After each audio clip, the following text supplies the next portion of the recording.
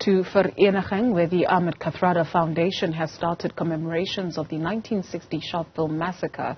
It's part of the organization's Anti-Racism Week, which will run until Human Rights Day this week. Katleho Sekhotho is there, and you're standing by to tell us where in the program you are in this hour. Katleho, good morning. Very good morning, Dudu. Indeed, we're at the Sharpeville precinct where the program is set to get underway in just a short while.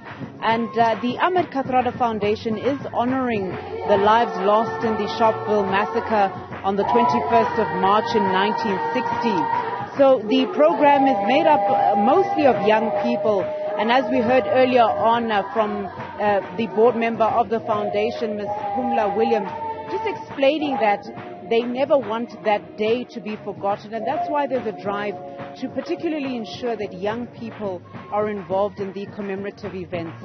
But I do have with me the Executive Director of the Foundation, Mr. Neeshan Balton, to speak to us.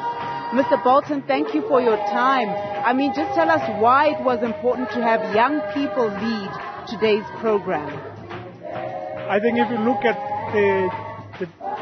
the genocide happening in Gaza and other such atrocities across the world, it seems as if we're not learning the lessons from history. And we have always been of the view in the foundation that young people must understand our history and our liberation history in particular, so that we, in some way or the other, avoid making the mistakes of the past. And I think that in many other parts of the world, that's not happening. People are not learning from history, and they are repeating the kinds of atrocities that we've seen in the Second World War and in other mass atrocities across the world. We're just not learning. And do you think as a collective South Africans still understand the significance of the 21st of March 1960? I mean, it is 30 years into democracy. I think we have to do a lot more. I don't think we have a collective understanding of our past. We interpret our history very differently. And if you look at the damage inflicted at the memorial site, at the cemetery today, those would have been done by people from around the area. And that is the clearest sign that there are those who don't understand or appreciate our history. Then there are those in power who only cleaned the cemetery in the run-up to March 21. And who cleaned it because we were going to have our event there today. So there's no appreciation at that level as well. The country as a whole, I think, is just dealing with far too many issues to even have the time to reflect as they should on what March 21 should mean, has meant, and needs to mean in the future. And I guess just a last one, Mr. Balton, we are heading to elections. It's an important year for the country. Your message to South Africans during this time? Vote with your minds, not necessarily with your hearts only.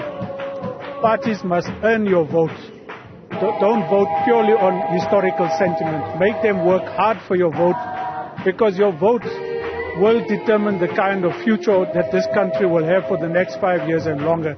And that vote is critical. I think secondly, we need to come out in our millions to vote, because voting is the one way in which we give political power to representatives to go into parliaments and legislatures to perhaps turn this country around from the kind of downward path that it has been probably for the last 15 years. Thank you. Thank you for your time. Dudu, you heard it there from Mr. Neeshan Balton, the Executive Director at the Ahmed Kathrada Foundation there, urging South Africans to vote with their minds and not their hearts, and to really make political parties work for their vote.